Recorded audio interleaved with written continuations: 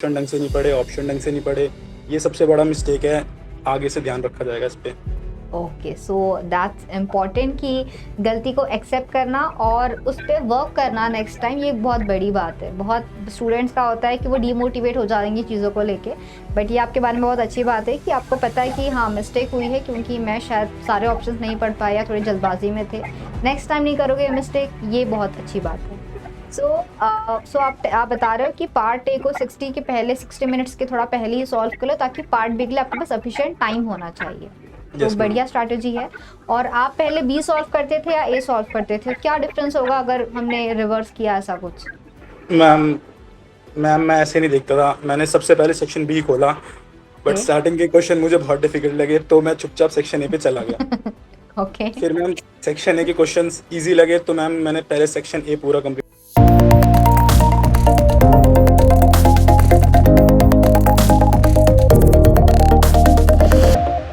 Hello everyone, I hope everyone is doing fine. Students, हमारे साथ में कनेक्टेड है हमारे एक स्टूडेंट सुधांशु, एंड इन्होंने रिसेंटली क्वालिफाई की है स्टूडेंट्स गैट बी की examination. So let's know his journey, कैसी की थी प्रिपरेशन, आप इनसे क्या सीख सकते हो, let's know it all. Hi Sudhanshu, how are you doing? Hello ma'am, what's about you? Okay okay, perfect. So first of all please tell me कि आपका क्या स्कोर है, क्या रैंक आई है गैट बी के एग्जाम में? Ma'am can you repeat? Okay, so I am asking you basically कि आपका क्या स्कोर रहा था, क्या रैंक आई है गैट बी की एग्जाम में? Ma'am my score was around 103.5 okay and मेरी रैंक थी 119 category rank. I am from OBC category. Okay okay, perfect. So क्या प्लान्स है आपके आगे के, कुछ सोचा है मास्टर्स किस में करना है? मैम मुझे मास्टर्स बायोइन्फॉर्मेटिक्स में करना है। ओके कैट बी के थ्रू सावित्रीबाई फुले में मिल रही थी, बट अब ओके चांसेस थोड़े से कम है। ओके, ठीक है। चलो, so will wish you all the very best for that. Let's get back to the GAT B examination. क्या आपने इसके अलावा और कोई दिया था MSc entrance exam apart from this? Ma'am GAT B के अलावा मैंने सीयूईटी पीजी दिया था। Okay, which subject? Ma'am life sciences, zoology and microbiology. Okay, ठीक है। सो जैसे कि हम बोलते हैं कि सिलेबस की सिमिलैरिटी काफ़ी होती है इन एग्ज़ाम्स के अंदर, तो व्हाट विल यू से, क्या सीयूईटी गैट बी का सिलेबस काफ़ी सेम है या आपको लगा कि नहीं बहुत अलग प्रिपरेशन होती है? मैम सीयूईटी का सिलेबस गेट बी से थोड़ा सा कम है। एज एन सीयूईटी हमारा मोस्टली पोर्शन हमारे उस फील्ड से आता है, लाइक बायोलॉजी, केमिस्ट्री एंड होती है। बट इन गेट बी हमारा एक बायोइन्फॉर्मेटिक्स ऐड ऑन हो जाता है, ओके और थोड़े बहुत सेक्शन ए में रीजनिंग्स, मैथ्स के क्वेश्चन आ जाते हैं। ओके। तो आपने कैसे की थी गैट बी की प्रिपरेशन अलग से, बिकॉज जैसा आपने बताया कि आपको कुछ एक्स्ट्रा पढ़ना पड़ता है गैट बी के लिए, तो क्या एक्स्ट्रा था, कैसे प्रिपरेशन किया? मैम टू बी ऑनेस्ट मैंने ग्रेजुएशन के बाद जॉब करी, ओके क्योंकि मुझे जॉब करनी थी to know work ethics and how to do work. Hmm तो उसके बाद जनवरी में मुझे लगा कि मैं जॉब के साथ प्रिपरेशन नहीं कर पाऊंगा, तो हम्म। जनवरी में मैंने रेजिग्नेशन दे दिया। उसके बाद मैंने प्रिपरेशन स्टार्ट करी, ओके बट उसके बाद भी थोड़ी सी फैमिली में कुछ प्रॉब्लम्स आ गई थी, तो मुझे अपने गांव जाना पड़ा। उसके बाद आया मैम, मैंने सिर्फ आईएफएस की वो अब जो रिवीजन सीरीज चलाई थी और वन शॉट सीरीज चलाई थी, वो मैंने देखी। ओके आप ही की टेस्ट सीरीज मैंने परचेज करी, हम्म। वो मैंने करी, और उसी के प्रिपरेशन के ऊपर मैं गेट बी का एग्ज़ाम देके आया था। Okay, so that's actually wonderful. मुझे लगता है कि आपने बहुत कम टाइम में प्रिपरेशन की है, बिकॉज ये सीरीज हमारी काफ़ी लेट स्टार्ट होती है। तो आपने कितना टाइम लिया था ये प्रिपरेशन करने को? Ma'am 1 month around. मैम जो भी सीरीज थी उसको मैम 2x पे करके देखता था, ताकि जल्दी जल्दी हो जाए, और जो चीज़ें ओके, रिकॉल रह जाती थी वो याद हो जाती थी। जी जी। सो मुझे लगता है कि अगर आपने 1 महीने में ये रिजल्ट लाया है, तो शायद अगर आप 2-3 महीना पढ़ते तो टॉप 10 में आने से आपको कोई नहीं रोक सकता था। मैम टॉप 10 तो नहीं, बट अच्छे मार्क्स आते। रिग्रेट बाद में ही होता है कि प्रैक्टिस अच्छी क्यों नहीं करी। ओके, बट चलिए, आपको बायोइन्फॉर्मेटिक्स में अगर है इंटरेस्ट, आप वो कर रहे हो, तो ये भी बहुत अच्छी बात है। और अगर हम बात करते हैं गैट बी के एग्ज़ाम की, तो एग्ज़ाम टाइम पे जो प्रेशर हैंडल कैसे होता है? बहुत बच्चे पैनिक कर जाते हैं एग्ज़ाम में, इतने सारे क्वेश्चंस देख के, टाइम कम है, तो कैसे उस एग्ज़ाम हॉल का प्रेशर हैंडल किया जाए? मैम शुरू से ही मैम एग्ज़ाम का प्रेशर तो कभी नहीं रहा, हम्म क्योंकि कभी मैम ये नहीं लगा कि नहीं होगा तो ये नहीं होगा। बच्चे पहले ही टेंशन ले लेते हैं कि एग्ज़ाम नहीं होगा तो सब कुछ ख़त्म हो जाता है, हम्म। आगे फिर मैम एक एग्ज़ाम ही तो है, अगर हम प्रेशर नहीं लेंगे, फुल्ली मतलब आराम से जाएँगे तो सारी चीज़ें हो जाती हैं मैम। जी। एग्ज़ाम में और नहीं होगा तो नहीं होगा मैम, दोबारा तो मौका मिलेगा ना, लाइफ़ तो हम्म। ख़त्म नहीं हुई। Okay, perfect. और आपने बात कही थी कि आपने जो लास्ट का कुछ टाइम था एग्जाम प्रिपरेशन का, उस दौरान आपने सिर्फ लेक्चर सीरीज मतलब शॉर्ट रिवीजन सीरीज वगैरह सारे देखे थे और टेस्ट यस सीरीज मैम। की बात की है। तो टेस्ट यस मैम। सीरीज क्यों इम्पोर्टेंट है हर स्टूडेंट के लिए प्रैक्टिस करना before the examination? Ma'am like test series से हमें एक तो क्वेश्चन पैटर्न पता चल जाता है कि कैसे क्वेश्चंस आएंगे, हम्म। और क्वेश्चन किस लेवल के आएंगे वो भी चीज़ें पता चल जाती है। ओके। एंड मोस्टली जो क्वेश्चंस उसमें आए थे एग्जाम में, क्योंकि मैंने तो दिया है, मैंने टेस्ट सीरीज भी अटेम्प्ट करी थी, हम्म। तो मोस्टली क्वेश्चन टेस्ट सीरीज में से आए थे। Okay, yes ma'am. ये बहुत अच्छी बात है। स्टूडेंट्स, याद रखना है एग्जाम में जाने के पहले आपको पहले पता होना चाहिए कि किस लेवल के क्वेश्चंस आएंगे, कैसे क्वेश्चंस आएंगे। और ये सारे आप जब टेस्ट सीरीज अटेंड करते हो तो आपको अंदाज़ा आता है टाइम ड्यूरेशन का, आपको अंदाज़ा आता है कैसे क्वेश्चंस आएंगे, ये सारी बातें आप वहाँ से सीख सकते हो।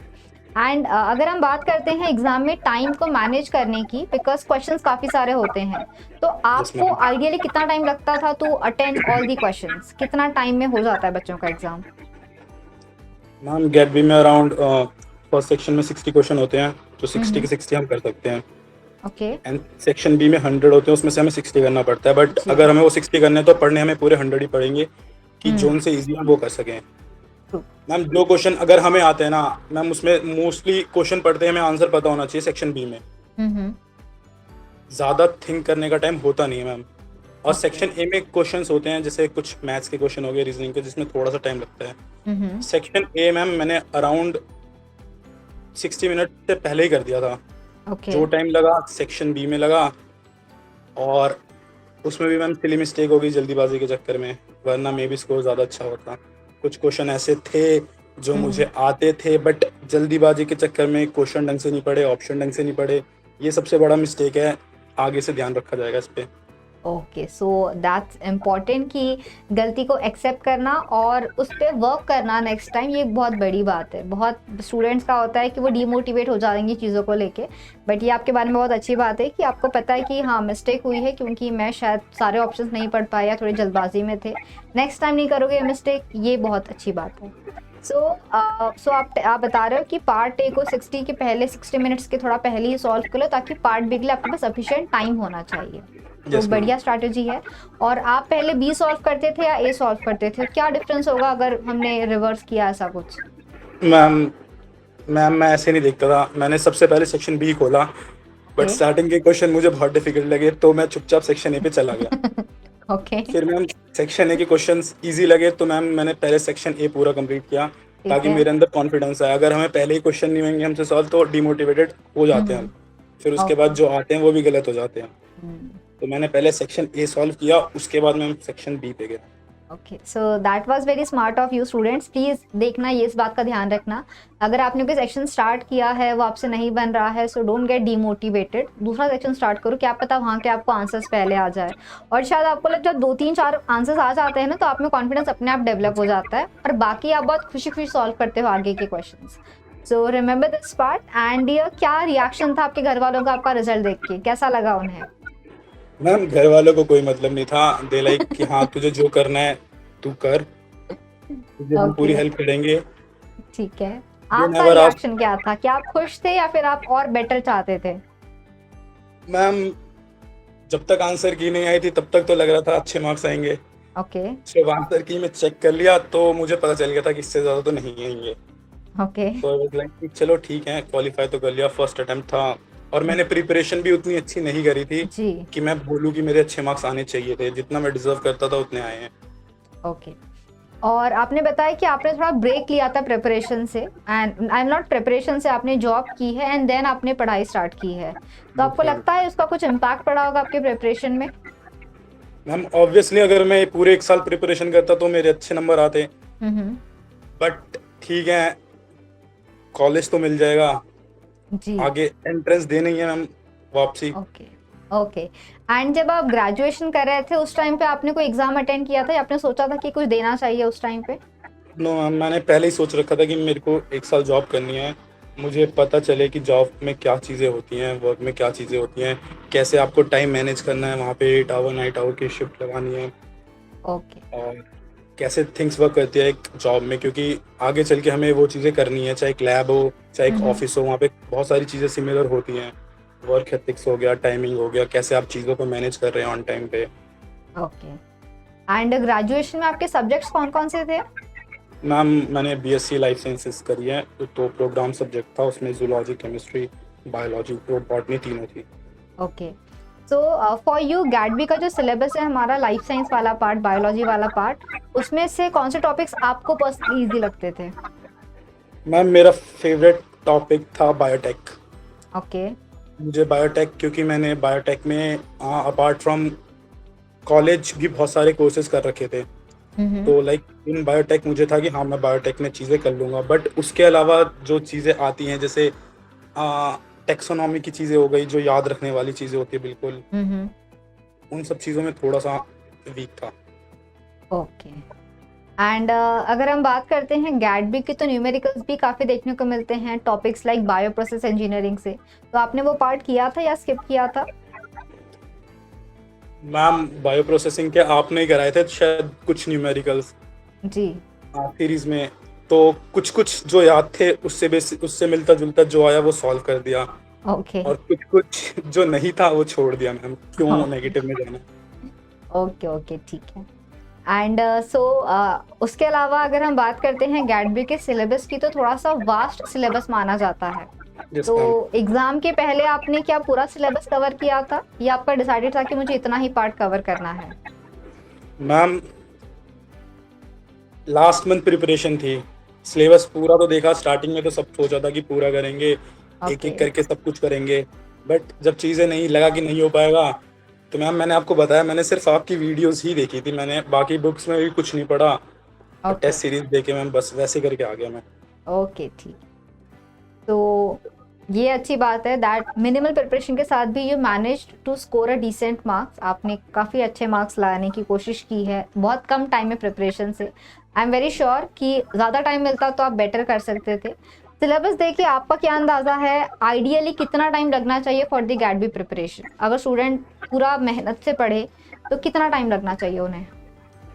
मैम ये तो स्टूडेंट्स पे डिपेंड करता है, क्योंकि बहुत से स्टूडेंट्स ऐसे हैं जो मैम बहुत ज़्यादा पढ़ते हैं, बट वो उतनी चीज़ें ग्रैस्प नहीं कर पाते जल्दी, और ओके। कुछ कुछ होते हैं जो 2 घंटे 3 घंटे पढ़ते हैं, फिर भी उनको उनको सब कुछ आता है, पता नहीं क्यों। तो मैम बच्चों पे डिपेंड करता है, बाकी अगर देखा जाए तो मैम 6 मंथ्स एनफ होना चाहिए। अगर आप प्रिपरेशन स्टार्ट करोगे, अच्छे से पढ़ोगे, पूरे दिन 6-7 घंटे दोगे, तो मैम 6 मंथ्स बहुत बहुत सही है। ओके। तो स्टूडेंट्स, जैसे कि आपने सबने सुना देखा कि 1 महीने में भी गैडबी का रिजल्ट लाया जा सकता है, बट आपके पास अगर टाइम है, आपने प्रिपरेशन जल्दी स्टार्ट की है, तो बिल्कुल सही है। ये कोई डोंट डू दिस थिंग कि नहीं हमको तो 1 महीने में रिजल्ट लाना है, नहीं। सबकी बिल्कुल सिचुएशन अलग अलग होती है। तो याद रखना है कि आपके पास अगर टाइम है, और अगर हो सकता है कि कोई लेट स्टार्ट कर रहा है 2 महीने में, तो ये मत सोचना कि नहीं हो पाएगा। अगर सुधांशु कर सकता है तो आप सब भी कर सकते हो। ओके, ये कोई बहुत ऐसी चीज नहीं है कि बिल्कुल नहीं हो पाएगा। Just try to score a decent marks. ये बहुत अच्छी बात थी कि इंपॉर्टेंट टॉपिक्स इन्होंने सारे कर लिए थे, क्वेश्चन सॉल्व कर लिए थे, जो उनको हेल्प किया है एग्जाम में अच्छे मार्क्स लाने के लिए। तो अगर लेट स्टार्ट कर रहे हो तो थोड़ा सा स्मार्ट प्लानिंग करो और उसके हिसाब से प्रिपरेशन करो, so that you can score good marks. तब फिर बेसिक से मत जाना कि हम लोग अमाइनो एसिड्स पढ़ने बैठ रहे हैं अभी और धीरे धीरे जाएंगे तो मुश्किल हो सकती है। And ma'am. Sudhanshu ji. Ma'am one more thing, चाहे लेट प्रैक्टिस करो चाहे अर्ली प्रैक्टिस करो, जितने ज़्यादा क्वेश्चन सॉल्व करोगे मैम उतना ज़्यादा अच्छा है। Okay okay. तो ये मैं आपको पूछने वाली थी अभी कि क्या मैसेज देना चाहोगे आप हमारे न्यू एस्पिरेंट्स के लिए जो अभी प्रिपरेशन स्टार्ट कर रहे हैं? क्या बताओगे उन्हें, तुम्हारे एक्सपीरियंस से? मैम मेरे एक्सपीरियंस से ये है कि अगर तुम अच्छे से प्रिपरेशन करोगे, अपने आप से झूठ नहीं बोलोगे, सही में प्रिपरेशन करोगे, जितनी देर भी करो, चाहे 1 महीने करो, चाहे तुम पूरा 1 साल करो, बट सच्चे मन से करो, तो मैम एग्ज़ाम तो पक्का निकलेगा।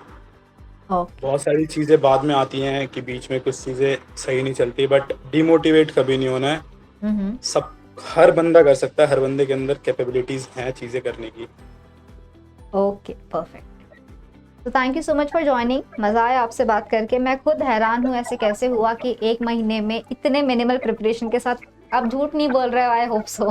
मैम नहीं, झूठ नहीं बोल रहा। मेरे फ्रेंड्स भी अगर ये यूट्यूब पे जाएगा तो कोई ना कोई देखेगा। हाँ। सबको पता है मैं झूठ नहीं बोलता इस मामले में, पढ़ाई क्योंकि मैं सच्ची जी, में इतनी नहीं, अच्छी नहीं, करता नहीं हूँ। मैं बस मज़ाक कर रही हूँ, I also trust you of course. तो बहुत लाइक हमारे स्टूडेंट्स काफ़ी मोटिवेट होंगे। स्टूडेंट्स प्लीज़, आप लोगों को कोई ऐसे चैलेंज नहीं लेना खुद पे कि हम 1 महीने में करके दिखाएंगे। आपने अगर सही टाइम पे स्टार्ट किया है, आराम-आराम से हर चीज़ को प्रिपेयर करो। कोई अगर कुछ रीज़न से आपका स्टडी में ब्रेक हो रहा है, नहीं हो पा रही है प्रिपरेशन, लेट स्टार्ट कर रहे हो, तो भी इट्स फाइन। अपने आप से ऑनेस्ट रहो, जैसे कि बताया है हमें, खुद से ऑनेस्ट रहो। ये नहीं कि हम दुनिया को बता रहे हैं कि 6 घंटा बैठ के पढ़ रहे हैं, बट बैठ के आप 1 ही घंटा पढ़ रहे हो, बाकी टाइम सिर्फ टाइम पास चल रहा है। ये चीज़ नहीं होनी चाहिए। स्मार्ट प्लानिंग करो, किस तरीके से हम कम टाइम में मैक्सिमम सिलेबस कवर कर सकते हैं, तो डेफिनेटली आप कर लोगे। तो thank you so much for joining dear, मज़ा आया आपसे बात करके। हमारे जो स्टूडेंट्स जो ये देख रहे हैं उनको भी बड़ा मज़ा आया हुआ होगा, एंड काफ़ी कुछ सीखेंगे वो यहाँ से कि कैसे स्मार्ट प्लानिंग करें और अपनी प्रिपरेशन को आगे बढ़ाएं। And I wish you all the very best for your future as well. Thank you ma'am. Okay, great. So to all the aspirants out there, don't lie to yourself, पढ़ाई करते रहो and have faith in yourself. Have a great day and a very happy learning.